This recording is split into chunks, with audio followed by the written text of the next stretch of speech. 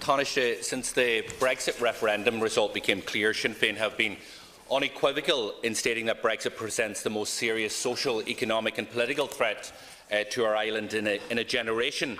We've been crystal clear in stating that your government's approach to the negotiations had to be guided by the appreciation that the majority of people in the North voted to remain, and that view must be recognised and that view needs to be respected.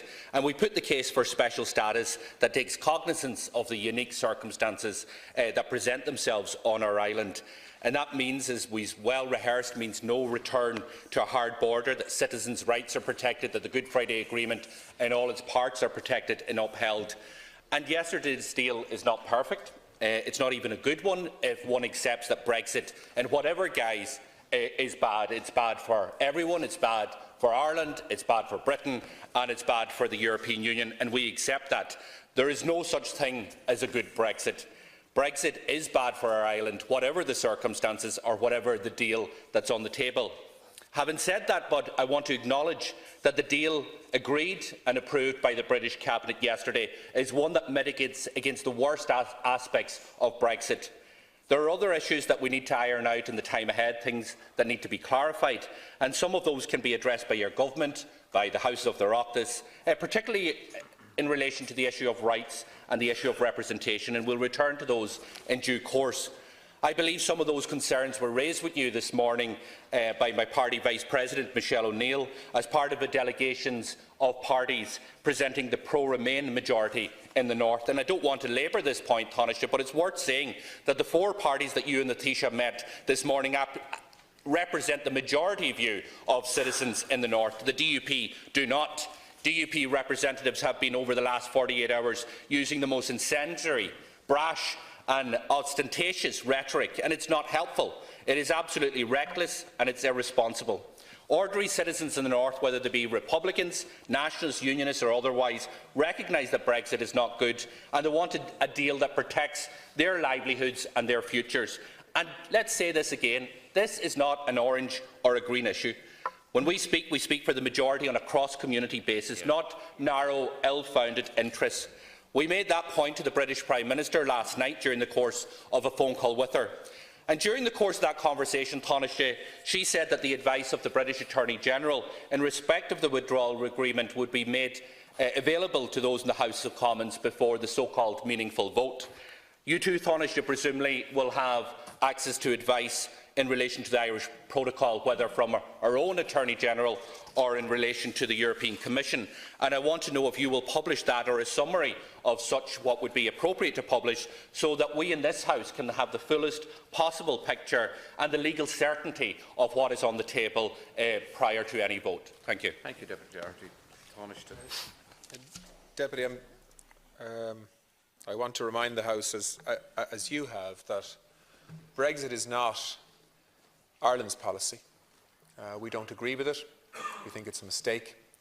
But at the same time, we have to respect the decision of the United Kingdom as a whole, who have voted to leave the European Union. But we also have an obligation to ensure that because Ireland is uniquely exposed and vulnerable to the fallout of Brexit, that we have been and continue to be very much part of these negotiations to ensure that we are protecting the core interests of Irish people, North and South, and indeed many British people living on this island, who may be negatively impacted by unintended consequences from the fallout of Brexit.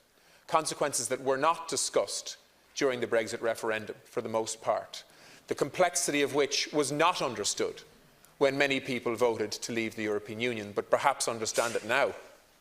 And what the Prime Minister has had to do, and what we have had to do, and what Michel Barnier and his team have had to do, is to deal with the complexity of that, to ensure that we turn a decision by a majority in the United Kingdom to leave the European Union into a practical set of legal commitments in a treaty that can organise and manage that to limit the fallout, to protect vulnerable communities and people, to ensure that we have the closest possible future relationship between the United Kingdom and the EU in the future, to allow for trade and political cooperation and so much more besides.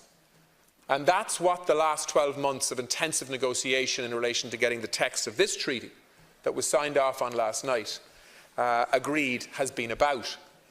And I hope it's not going to be about a majority versus a minority in Northern Ireland trying to win the argument against each other in the weeks ahead. We need to ensure that minorities as well as majorities in Northern Ireland are reassured that any wording of a legal treaty related to Brexit isn't a threat to them, and that we can try and protect, where possible, the status quo on this island, where neighbours and people with very different backgrounds and very different ideas and dreams for the future of their country can actually live together, understanding that we are protecting core interests of everybody, which is what we're trying to do here.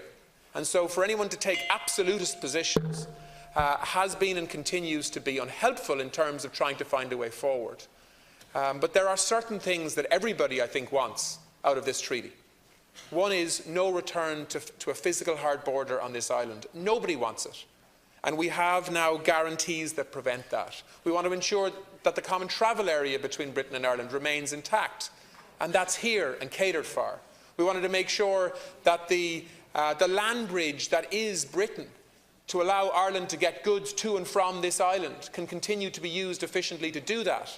And again, strong language and wording in regard to this text. In relation to the Good Friday Agreement itself, 20 years old this year, the foundation for allowing people to live in the absence of violence by and large, which wasn't possible before that gets protected in all of its parts. Thank you, and that is in Britain's interests as well as Ireland's interests. And that is why the Prime Minister, to her credit, has faced people down when necessary to ensure that the importance of the Good Friday Agreement to the United Kingdom and to Ireland is factored in the context of these negotiations. Thank you, Taoiseach. Deputy Doherty. Taoiseach, and I think anybody reading the document, if they take the time to read the document, will hear very clearly and see very clearly in the text that there should be no threat or perceived threat, real or otherwise, in relation to the Unionist community in the North. The issue of interpretation of this text is going to be crucial. And the question I put to you was following from the conversation with Theresa May and her agreement to publish the legal documents in terms of the withdrawal agreement prior to a vote in the House of Commons, whether the Irish Government thinks that is an appropriate thing to do here. I listened to the comments by Theresa May as she addressed the House of Commons just before I entered this chamber, and she was addressing the issue of the Irish Protocol. And she said very clearly that it is not legally acceptable under Article 50 to establish a set of permanent relationships in the withdrawal agreement. And that kind of calls into question the permanency of all of this. And I understand that Theresa May has to do what Theresa May has to do, and she has a difficult task in the time ahead. We also need to do what we need to do, and we know that Brexit isn't something that is fleeting. We know that it is here. We know it is real. We know, and we share in this House, we understand the impact that Brexit can have. So I think it is important in relation to the Irish Protocol that the legal advice in relation to the permanency and the certainty in relation to that would be provided to this House in whatever form is suitable. And I think that should be taken into consideration by yourself, Minister, and by the Cabinet, and should happen before a vote in this House. I mean, just on the permanence or otherwise of a backstop that is there as a fallback position, if nothing else can be agreed to resolve the border issue through a future relationship agreement during a transition period or an extended transition period. And what it said is that the objective of the withdrawal agreement is not to establish a permanent relationship between the Union and the United Kingdom, but it also says that the provisions of this protocol shall apply unless and until they are superseded in whole or in part by a subsequent agreement. So in other words, the definition of temporary is unless and until something else can be agreed. And the key issue there is that, first of all, nobody wants to use the backstop. So it only gets triggered if it has to be used in the absence of anything else that can do the same job. And even if it is triggered, there are review mechanisms which clearly suggest that the intention here is that this is temporary until we can put another agreement in place that everybody can sign up to. But of course, that other agreement to solve the problem has to be agreed by both sides. And that language is very clear in this too, to reassure people. So yes, if a backstop is used, and I hope it won't be, I certainly hope it will be temporary until we can get a comprehensive enough future relationship agreement which will be permanent, that fundamentally solves the border question, which is what we're all trying to do. And we will work with the British Prime Minister on that. On legal advice, and I think this is important, this is an agreement and a text that has been agreed between the EU collectively and the UK as a British, through the British government. And so the legal advice in relation to this text from an Irish perspective is EU legal advice. And you know, the Irish AG may well have his view on it, but the actual legal advice from an Irish perspective here comes from the pretty extensive legal team that is available to Michel Barnier and his task force. Thank you very much, Deputy.